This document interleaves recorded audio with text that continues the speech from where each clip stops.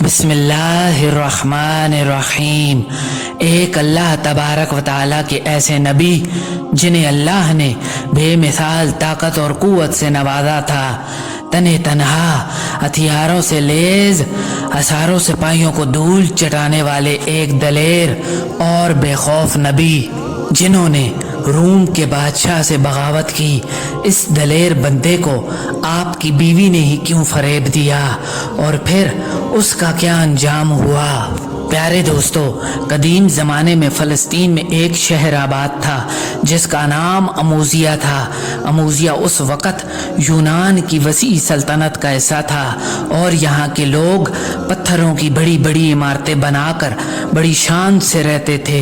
یونانی مذاہب اور عقائد پر اندھا یقین و اعتماد تھا، لہذا وہ ستاروں، پتھروں اور یونانی دیوتاؤں کے بت بنا کر ان کی پوجا کیا کرتے تھے۔ ان کے مذہبی رہنماؤں نے مختلف دیوتاؤں کے نام رکھے ہوئے تھے جن میں بارش، طوفان، سورج، چاند، رزق اور طاقت کے الگ الگ دیوی دیوتا تھے۔ لوگوں کو متاثر کرنے کے لیے انہوں نے ان دیوی دیوتاؤں کے متعلق نہایت عجیب و غریب کہانیاں مشہور کر رکھی تھیں۔ اموزیہ کے لوگ ان دیوی دیوتاؤں کی داستانوں کو بہت ہی دلچسپی سے سنا کرتے تھے۔ اموزیہ شہر کے بادشاہ کا نام فوتا تھا۔ وہ نہایت ہی ظالم و جابر انسان تھا اور جو کوئی بھی بادشاہ کا حکم نہ مانتا وہ اسے بے رحمی اور اذیت کے ساتھ مار ڈالتا تھا۔ وہ معمولی باتوں پر لوگوں کو قیدی بنا لیا کرتا تھا۔ اس بادشاہ نے نہر کے کنارے ایک بہت بڑا محل بنایا تھا جہاں وہ ہر سال اپنے دیوی دیوتاؤں کو خوش کرنے کے لیے جشن منایا کرتا۔ اس محل کے بڑے بڑے ستون تھے، اس لیے وہ محل دور سے ہی نظر آیا جاتا۔ اس بادشاہ کے پاس 6000 سپاہیوں کا ایک طاقتور اور تربیت یافتہ فوجی لشکر تھا۔ بادشاہ کو اس بات کا غرور تھا کہ اس کے پاس ایک ایسی فوج ہے جسے کوئی بھی شکست نہیں دے سکتا۔ شہر اموزیہ کے گرد و نواح میں چھوٹے بڑے بہت سارے دیہات اور گاؤں آباد تھے جن میں بنی اسرائیل کے مختلف یہودی قبیلے بھی آباد تھے اور وہ لوگ کھیتی باڑی کرنے کے ساتھ بھیڑ بکریاں پال کر گزارا کرتے تھے۔ اس بادشاہ کے سپاہی اکثر ان دیہاتوں پر حملہ کیا کرتے اور ان کی بھیڑ بکریاں، مال و دولت لوٹ لینے کے ساتھ ساتھ وہ یہودی مردوں کو بھی قتل کر دیتے تھے اور ان کی عورتوں کو اپنی کنیزیں بنا لیتے اور پھر ان پر طرح طرح کے ظلم ڈھاتے۔ بنی اسرائیل کمزور تھے اور بادشاہ کے لشکر کو شکست نہیں دے سکتے تھے۔ بنی اسرائیل اللہ تبارک و تعالیٰ سے دعا کرتے اور اس ظلم سے نجات کے لیے گڑ گڑایا کرتے۔ آخر کار ایک دن یہودیوں کے تمام بزرگ ایک جگہ جمع ہوئے اور یہ مشورہ کیا بادشاہ کے خلاف ایک ایسے شخص کو کھڑا کیا جائے جو اس کی طاقت اور غرور کو چکنا چور کر دے۔ کچھ لوگوں نے ایک قافلے سے یہ سن رکھا تھا کہ قریب کے علاقے میں ایک بہت ہی طاقتور شخص رہتا ہے جو بہت ہی عبادت گزار ہے اور اکثر روزے رکھتا ہے، لیکن نہایت ہی مضبوط اور طاقت و قوت کا مالک ہے، جس نے ایک دفعہ اپنے ہاتھوں سے بغیر کسی خنجر و تلوار کے ایک خونخوار شیر کو بھی مار ڈالا۔ چنانچہ بنی اسرائیل کے لوگوں نے یہ فیصلہ کیا کہ ہم سب اس شخص کے پاس جا کر بادشاہ کی شکایت کریں گے اور اس سے یہ گزارش بھی کریں گے کہ وہ ہماری مدد کرے۔ دراصل یہ شخص اللہ تبارک و تعالیٰ کے پیغمبر حضرت شمعون علیہ السلام تھے جنہیں اللہ تبارک و تعالیٰ نے غیر معمولی طاقت سے نوازا تھا اور ان کی یہ بے مثال طاقت ہی ان کا معجزہ تھا۔ مورخین کے مطابق شمعون علیہ السلام خود یہودی تھے اور آپ کا تعلق بنی اسرائیل کے قبیلہ بنو دان سے تھا۔ آپ کے والد کا نام مانو تھا۔ بہرحال جب یہودی شمعون علیہ السلام کے پاس پہنچے اور بادشاہ کے ظلم کے بارے میں بتایا، آپ علیہ السلام نے اس ظلم کے خلاف لڑنے کا فیصلہ کر لیا اور ان مظلوم لوگوں کے مسیح بن گئے۔ پہلے تو حضرت شمعون علیہ السلام اس بادشاہ کے دربار میں تشریف لے گئے اور اسے اور اس کے پیروکاروں کو دین کی دعوت دی۔ آپ علیہ السلام نے اسے ظلم و جبر اور بت پرستی سے توبہ کرنے کو کہا اور اسے عذاب الہی سے ڈرایا۔ اہل اموزیہ اور بادشاہ فوتا نے شمعون علیہ السلام کی دعوت کو سرے سے ہی انکار کر دیا اور وہ بادشاہ آپ کی جان کا دشمن بن بیٹھا۔ لہٰذا حضرت شمعون علیہ السلام نے بادشاہ اور اس کے لشکر سے لڑنے کا فیصلہ کر لیا اور حضرت شمعون علیہ السلام اکیلے ہی بادشاہ کی فوج سے ٹکرا گئے اور تنہ تنہا اس کے ہزاروں سپاہیوں کو مار ڈالا۔ جب بادشاہ کو اس کی خبر ہوئی تو وہ گھبرا گیا اور بہت حیران ہوا۔ ایک انسان اتنا طاقتور کیسے ہو سکتا ہے جو ایک ایسی فوج کو اکیلے شکست دے دے جس کو آج تک کوئی شکست نہ دے سکا۔ بادشاہ نے اپنے سپاہیوں کو حکم دیا کہ شمعون علیہ السلام کو ایک لوہے کے جال میں پھنسا لے۔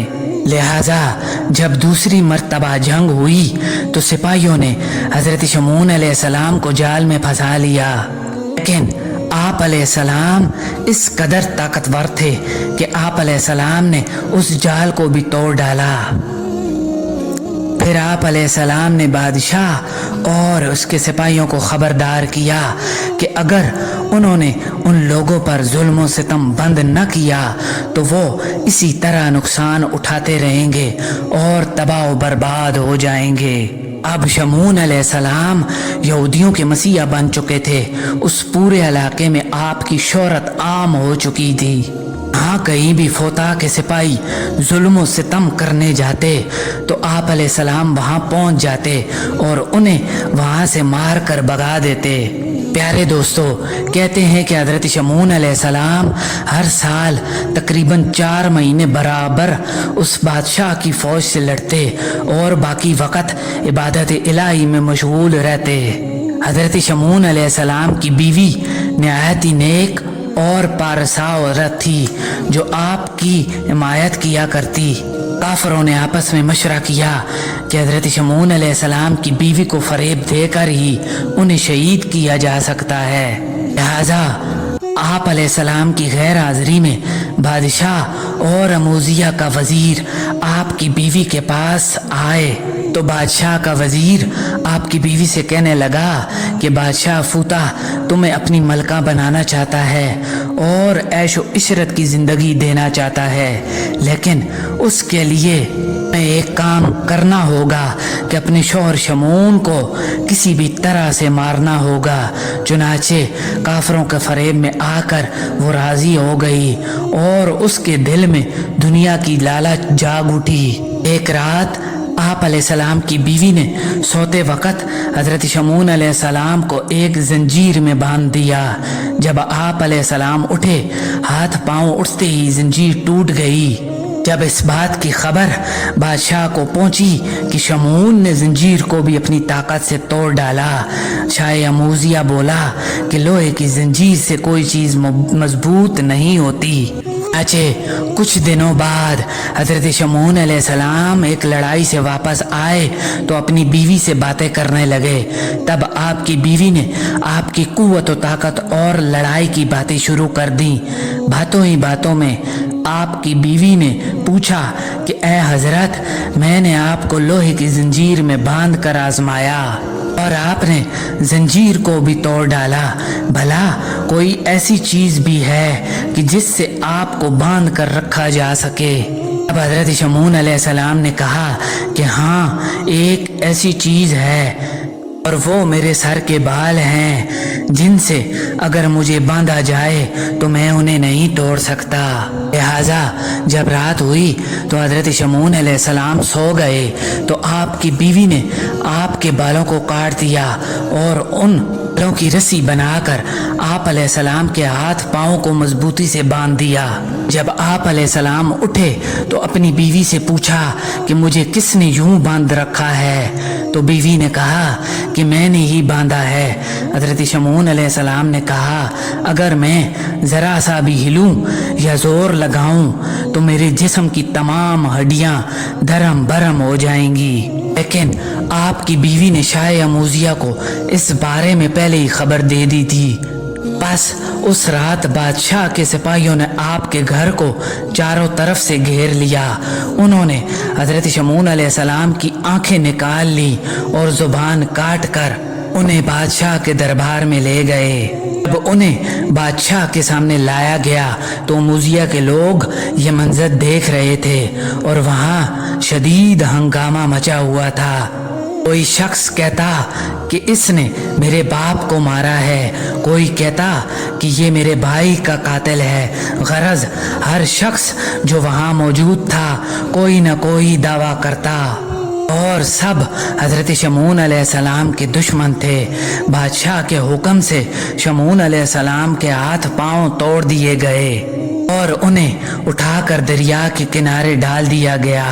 اموزیہ کے لوگ اور بادشاہ فوتا اب محل میں جشن منا رہے تھے کہ ہم شمعون سے ہمیشہ ہمیشہ کے لیے نجات پا گئے، اب ہمارا کوئی دشمن نہیں۔